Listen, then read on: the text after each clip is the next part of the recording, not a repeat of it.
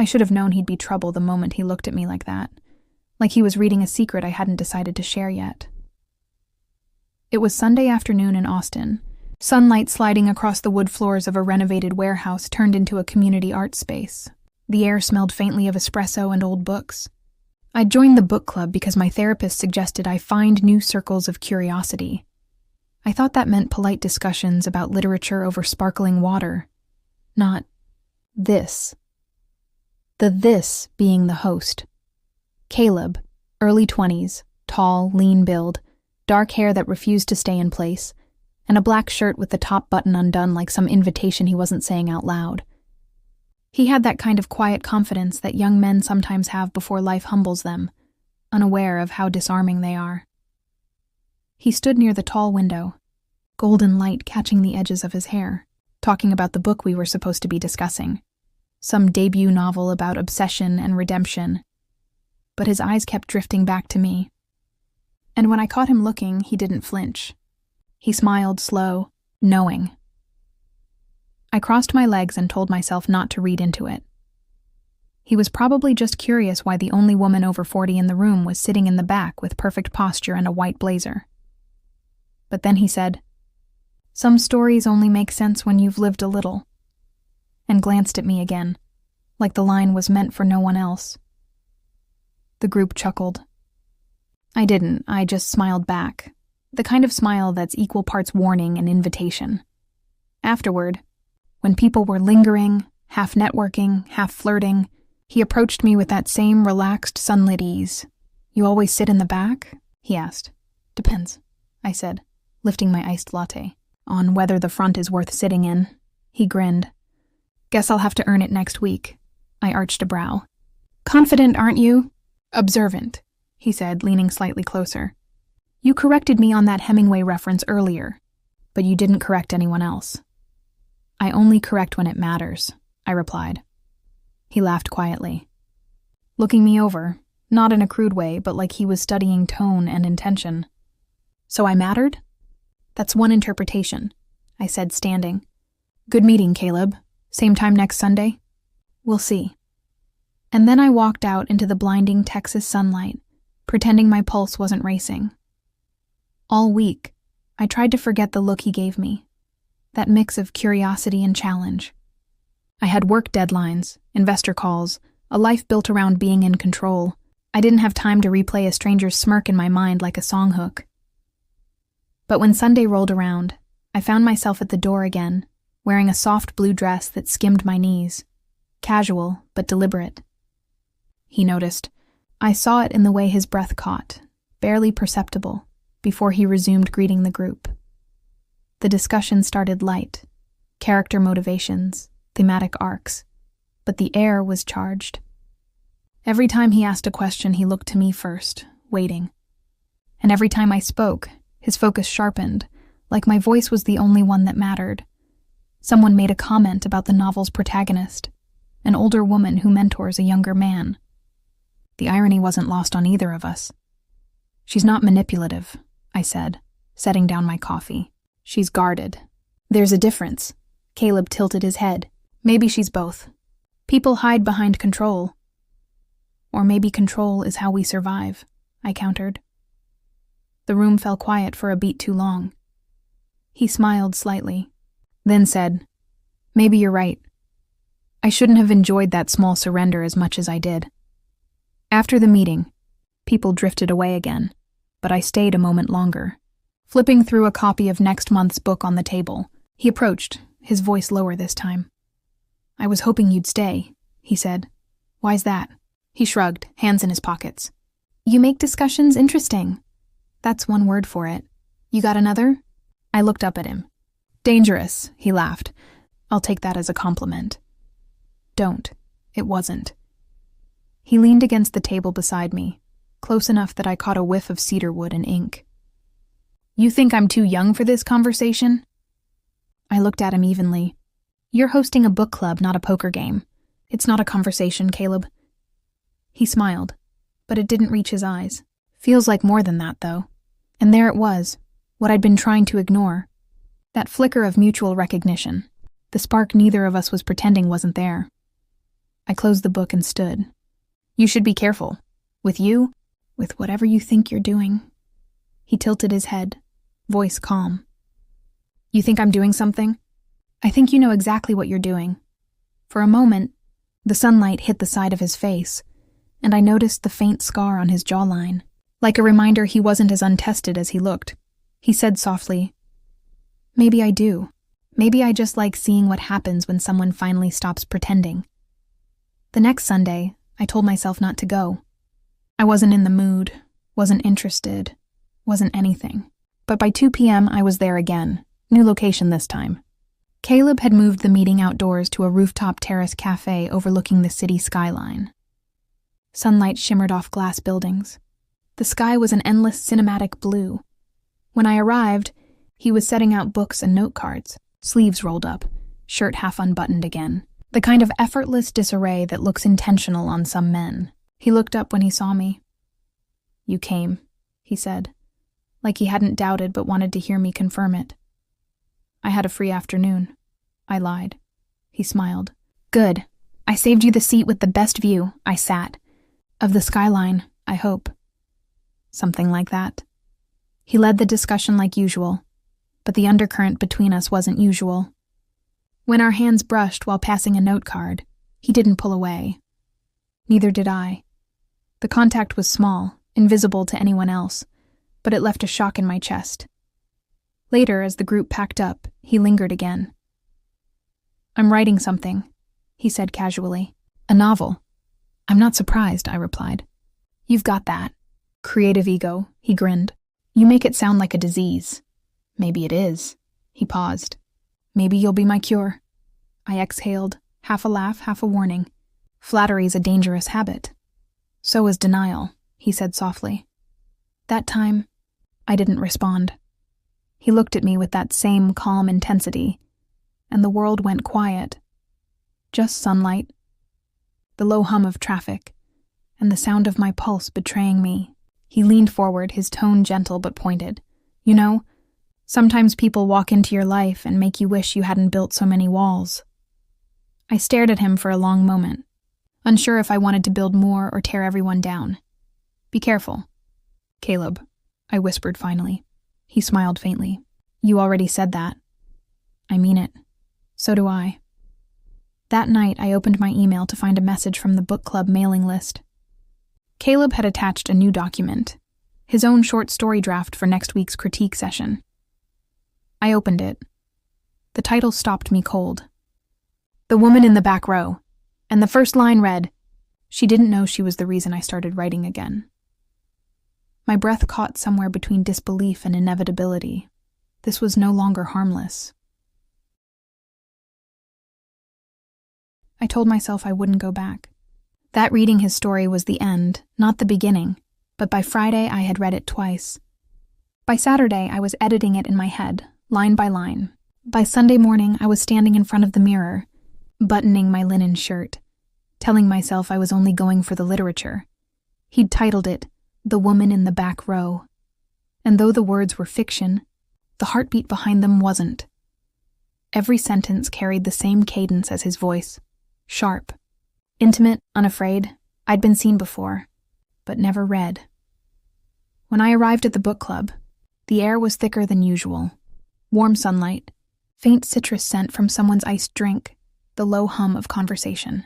Caleb stood near the table, sleeves rolled up again, black shirt undone at the collar. When his eyes met mine, he smiled like he already knew I'd come. You read it, he said simply. Not a question. I did.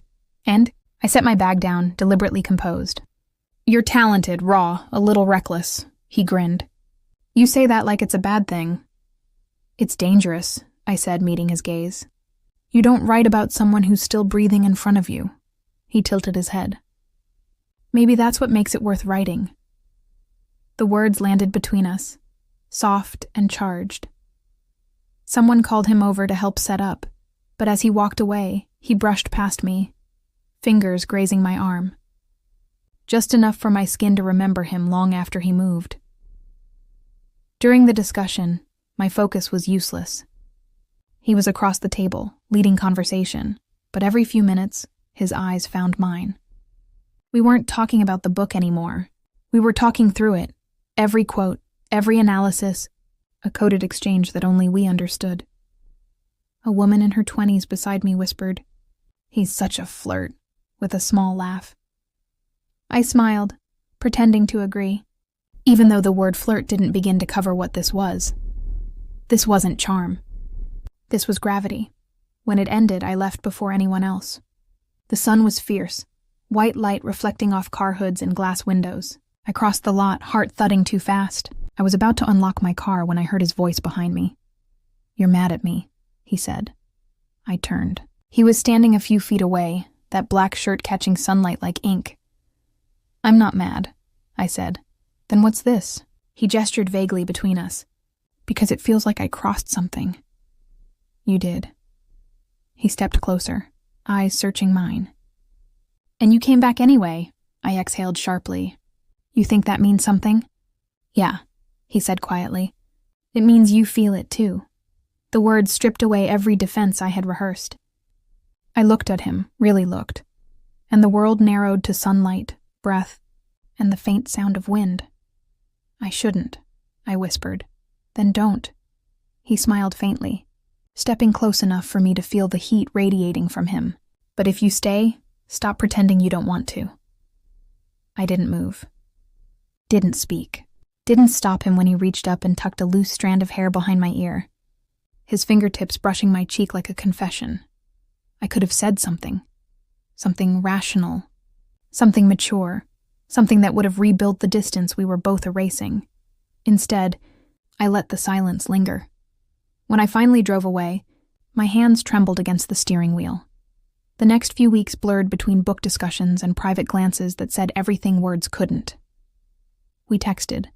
Then we didn't. We met, then avoided each other. Every boundary I built, he quietly stepped over, not with arrogance, but with sincerity. He didn't chase. He just stayed, and somehow, that was worse. One afternoon, he invited me to the cafe near 6th Street, the one with glass walls and too much sunlight. He said it was for a writing feedback session. It wasn't. He was already there when I arrived, typing on his laptop. When he saw me, he smiled, then closed it like it no longer mattered. "Coffee?" he asked. "Sure," I said. When he returned with 2 drinks, he sat across from me, elbows on the table. I rewrote the ending. "To the story?" "To my book. You finished it?" "Almost," he said. "There's just one part I can't write yet." I lifted a brow. "And that would be?" "The truth." I studied him. "About what?" He leaned in slightly. "About who she was to me." "Maybe she's better left fictional," I said. "Maybe she's not," he countered. I should have stopped him right there. But his voice was soft, deliberate, steady. The cafe's hum disappeared. Every sound fell away until it was just us, his hand inches from mine on the table, sunlight bouncing off glass, the smell of roasted coffee between us. He whispered, "You keep saying I'm too young to know what this is, but you're the one pretending it's not real." My throat tightened. "You don't know what real costs." "I do," he said. "You're just scared to let it." The honesty in his tone, raw, unfiltered, hit somewhere deep. I looked down, tracing the rim of my coffee cup with my finger, trying to stay composed. "You're out of your depth, Caleb." He smiled faintly. "Then teach me how to swim." It should have sounded naive, but somehow it didn't. Later, I found myself walking with him along South Congress, where murals caught the late afternoon light and people laughed in the distance. We weren't touching, but the space between us felt electric. He told me about his writing, how he'd grown up in a small town, how storytelling was his way of surviving silence. And when he said, "I think you understand that," I did. "Too much?" "You don't scare me," he added softly. I laughed quietly. "You should." "I don't want to be careful around you," he said. "You already do that enough for both of us." Something cracked open inside me then. Small, frightening, beautiful. I stopped walking, turned toward him. "You don't know what you're asking for." "Maybe I do," he said. "Maybe I'm asking for you to stop hiding behind control." I stared at him, sunlight catching the flecks of gold in his brown eyes. "You think that's easy?" "No," he said, "but I think you want to." And then, before I could overthink it, I reached for him. Just a touch, my fingers brushing his wrist, testing reality. He didn't move, didn't breathe. When he finally did, it was to say my name, soft, reverent, like a line from a poem he'd never written down. I stepped back first, but not far. The distance between us was thin, fragile, temporary. Over the next week, the line blurred completely. He started sending me early drafts of his chapters, asking for feedback. I'd mark them with notes. He'd reply with voice messages, low, warm, personal. By the time he invited me to his small writing studio, a bright loft with white walls and too much sun, I already knew I'd say yes. When I arrived, there were 2 cups of coffee waiting. His laptop was open to a document titled Dedication. He looked up from the screen. "I wanted to show you something." He turned it toward me. The words were short, simple. For the woman who taught me how to see the truth in silence. I felt my breath catch. "Caleb, it's not about what people think," he said quietly. "It's about what's real. You can't—" I started, but he stepped closer. "Why not?" he asked. "You think age changes honesty?" "It changes consequences." He nodded slowly. "Then let's deal with them later." And then he did something I hadn't expected. He didn't kiss me. He just took my hand, his thumb brushing over my palm. It was small, innocent, devastating. The gesture said everything words couldn't. That this was no longer a game, no longer curiosity, no longer harmless. It was a confession. I should have pulled away. Instead, I let our hands stay intertwined, sunlight spilling through the window, the city humming quietly below. For the first time in years, I wasn't thinking about tomorrow, only about the warmth of his touch and the terrifying peace of not running anymore. That night, as I drove home, my phone buzzed. A text from him. "Next week, I'm reading the first chapter publicly. I want you there." I stared at the message, heart pounding.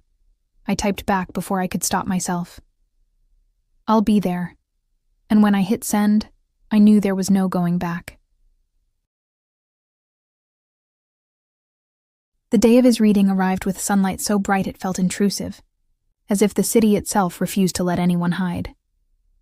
The event was being held downtown at a small independent bookstore. Brick walls, polished wood floors, and tall windows spilling golden light over the shelves. A sign out front read author reading, Caleb Rhodes, The Woman in the Back Row. My stomach tightened at the sight of my own reflection in that window. Controlled. Elegant, every detail of my appearance curated to project calm. But inside I was chaos. I hadn't seen him since that afternoon in his studio. Not really. Just texts. Simple things about logistics and edits. Nothing about us. But each message carried a pulse I couldn't ignore. Now, as I stepped inside, that pulse became sound. His voice. He was already speaking. "And sometimes," Caleb was saying, reading from his pages, "we don't realize the story we're writing until someone walks in and changes the meaning of every line we thought we understood." He looked up mid-sentence and found me. It wasn't dramatic, not cinematic in a movie sense, but something inside me stopped. Everyone else in the small crowd disappeared in that instant. He didn't look away. Not once. I stood near the back, heart hammering, pretending to read the spines of books beside me while listening to every word he said about the woman who sees everything and hides behind it. Every line was a mirror I didn't ask for. When it was over, the applause felt distant. People congratulated him, asked questions, hovered. I stayed near the back, debating if I should leave before he saw me again, but he found me first. "You came," he said, moving through the small crowd until he stood just a few feet away. "I said I would," I replied. "Still, I wasn't sure you'd keep that promise." I almost didn't. I smiled faintly. I wasn't sure if showing up made me brave or stupid. He laughed softly. Maybe both. For a moment, neither of us spoke. Around us, the chatter of people buying signed copies filled the air. Someone complimented him, and he murmured a polite thank you without breaking eye contact. Then quietly, he said, "I want you to read the dedication page." I hesitated, but he handed me a copy. My fingers brushed his. I opened the book, for the woman who reminded me that control isn't strength and silence isn't peace. She knows who she is. My throat tightened. I handed it back. "You shouldn't have written that." He held my gaze. I couldn't not. People will ask questions. Let them. I shook my head. "You don't understand how the world works yet."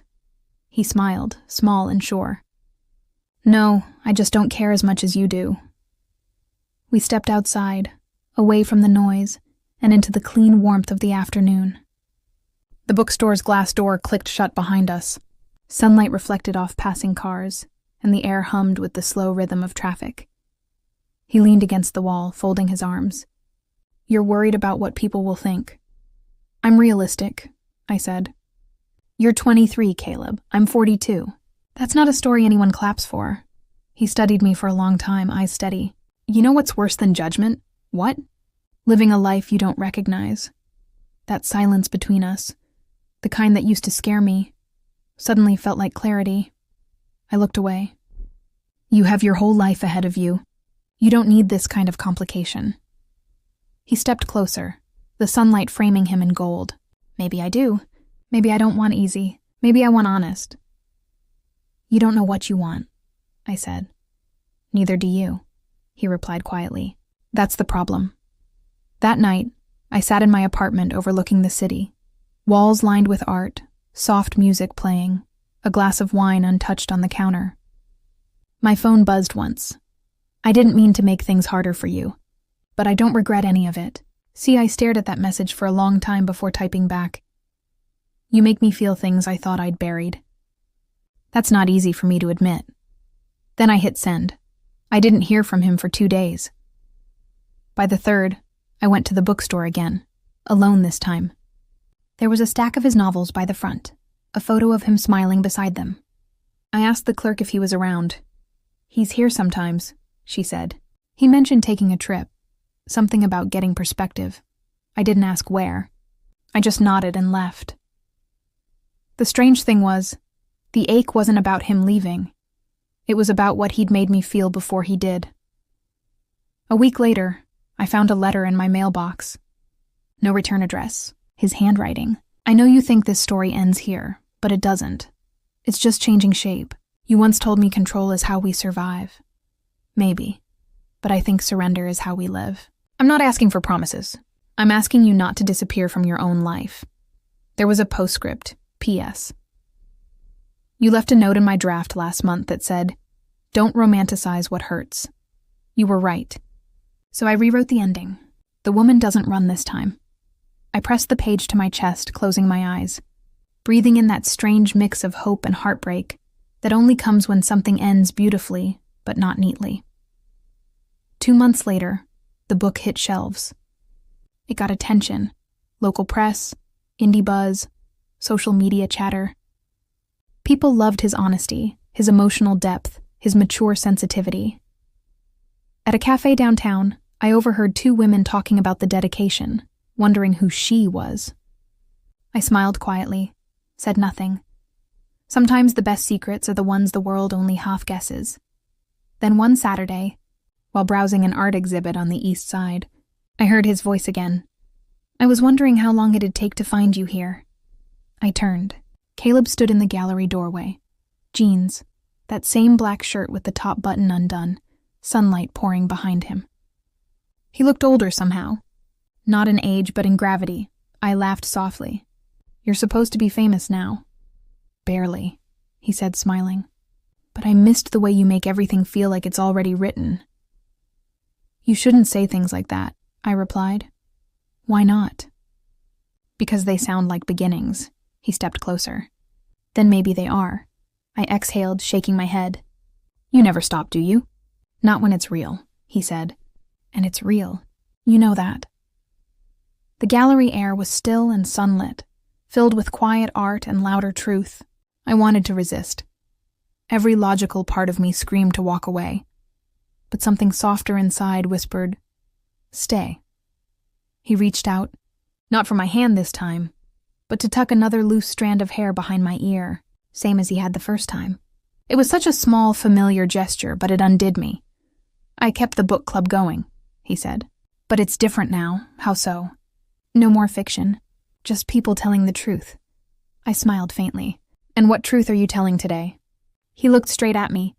"That you changed the way I write, the way I see, maybe even the way I love." I swallowed hard. "You don't owe me that." "I know," he said softly. "That's why I mean it." We walked out of the gallery together into the brightness of afternoon. The city shimmered around us, music spilling from street corners, the scent of fresh coffee from the cafe nearby, wind catching his shirt just enough to reveal the edge of sunlight against his collarbone. "I'm not here to chase you," he said. "I just wanted to see if the woman in the back row ever learned how to take the front seat." I laughed quietly. "Maybe she's still learning." "Good," he said. "That's where all the best stories start." We ended up at a rooftop cafe, overlooking the skyline as the day leaned into golden hour.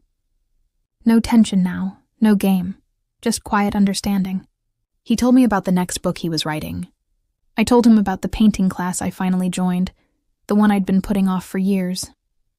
When the waiter brought our drinks, we clinked glasses lightly. The sound was small, but perfect. "You know," I said, "I'm still not sure what to call this." He smiled. "You don't have to." I looked at him, really looked. "I just know it's not over." "Good," he said. "Then neither is the story." As we sat there, the Austin skyline glowed in late afternoon light, towers glinting, air warm and alive. The world felt wide open again, not because it was easy, but because it was true. He reached for my hand, no hesitation this time. I let him. And for the first time in a long while, I didn't feel like someone's secret or someone's mistake. I just felt alive. Sunlight touched his face, his black shirt open at the collar, that same quiet confidence that had undone me from the beginning. He smiled. "You look happier." "I am," I said. "I stopped living like a side character." He nodded slowly. "Good, because this time the story ends how it should." "How's that?" "With both of us still writing." If you felt every heartbeat in I joined a book club, the young host flirted back. Then he dedicated his novel to me. Hit the leave a comment and tell me. Would you have walked away or stayed for the next chapter? Share your favorite line below. I read every single one. Follow for more modern daylight age gap love stories full of tension, temptation, and second chances under the sun. And your support keeps the stories alive, so don't forget to like, comment, and subscribe for the next romantic confession.